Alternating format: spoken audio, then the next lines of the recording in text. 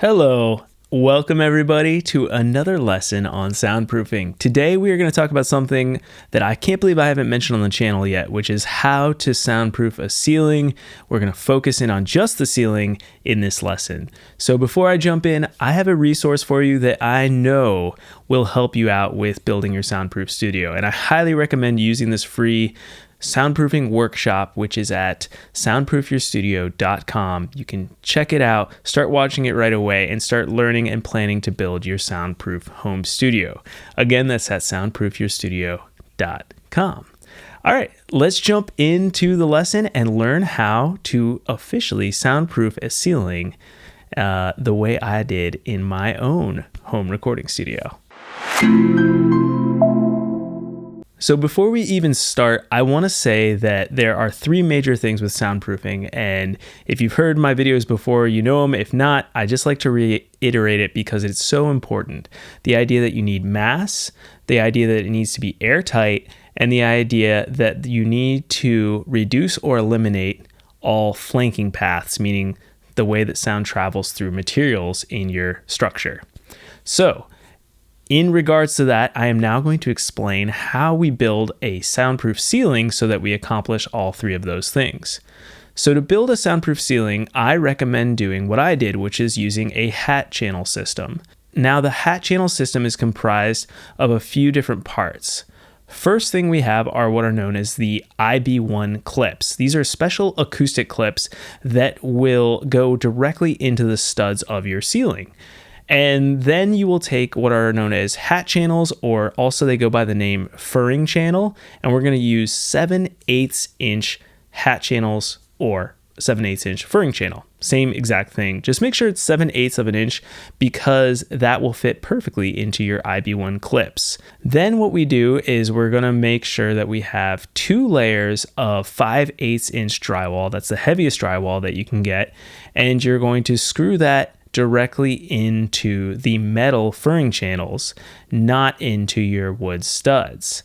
And I recommend adding green glue in between those 2 layers of drywall because it just makes it that much more soundproof, and I think it's worth it. You can do it without the green glue, but I think it's better to do the green glue.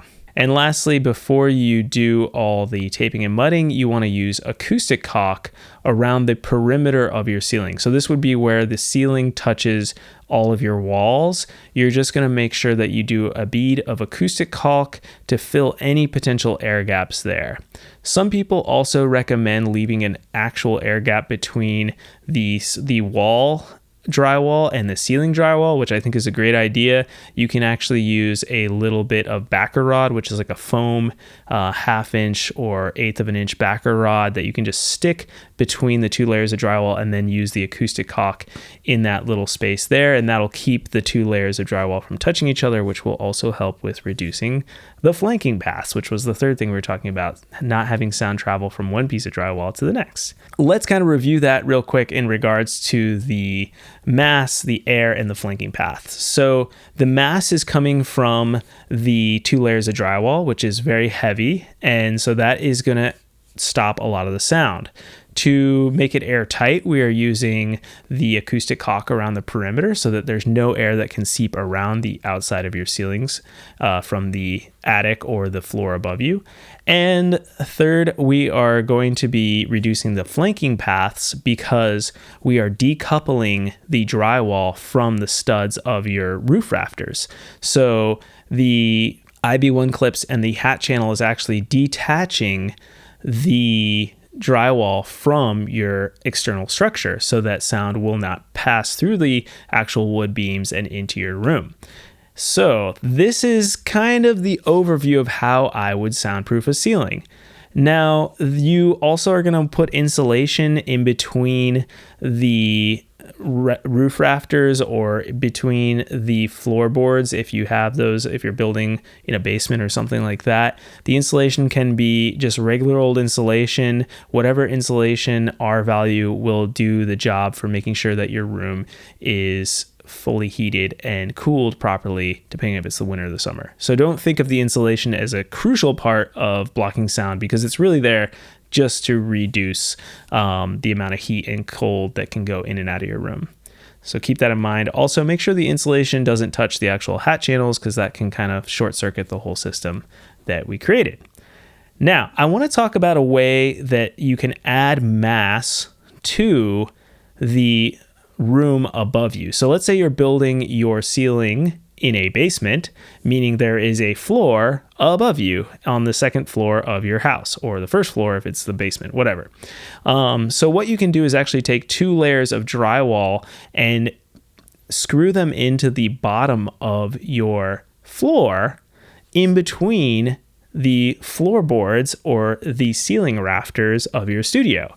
So if you look in this diagram, you can see what I'm talking about here. And what this does is it's simply adding even more mass underneath the floor above you so that you can reduce sound even more than just the 2 layers of drywall on the hat channel system.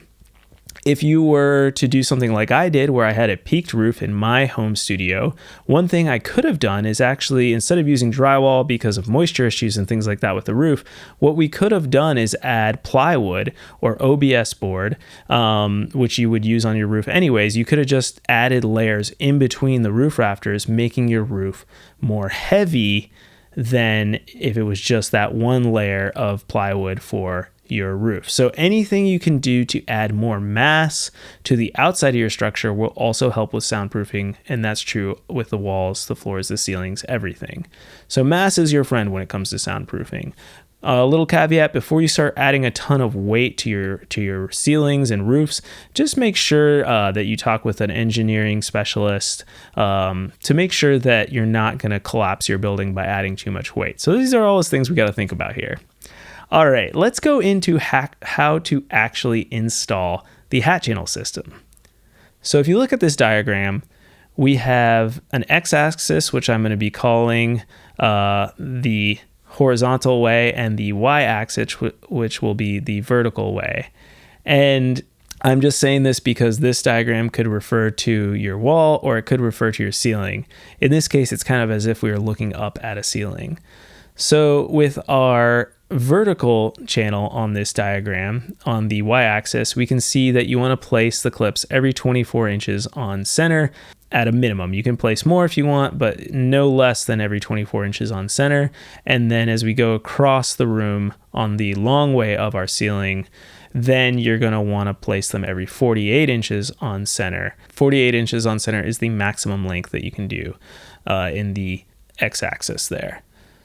Another thing to think about is just making sure that you have the IB1 clips on the ends so that you don't get any sagging on either end of the hat channel system, and making sure that you just have like a 1/2 inch overhang beyond the IB1 clip for your drywall when you're getting into the corners.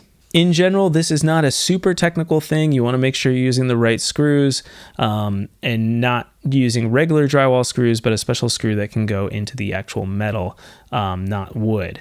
So that's the only thing you really got to worry about. Make sure you use the right screws for the IB1 clips when you buy them. The manufacturer will tell you which screws you need, and that is the most important stuff that you're going to need to do with installing the hat channel system. So if you follow this whole procedure here, you will build a perfectly soundproof ceiling, and it will keep out tons of sound. I guarantee it. It's what we did in my studio, and I couldn't be happier with this design. All right, so I hope you have enjoyed this quick but sweet video on how to build a soundproof ceiling. If you have any questions, leave them in the comments below. I try to answer them as much as I can as this channel is growing and I'm still able to individually talk to you guys one-on-one.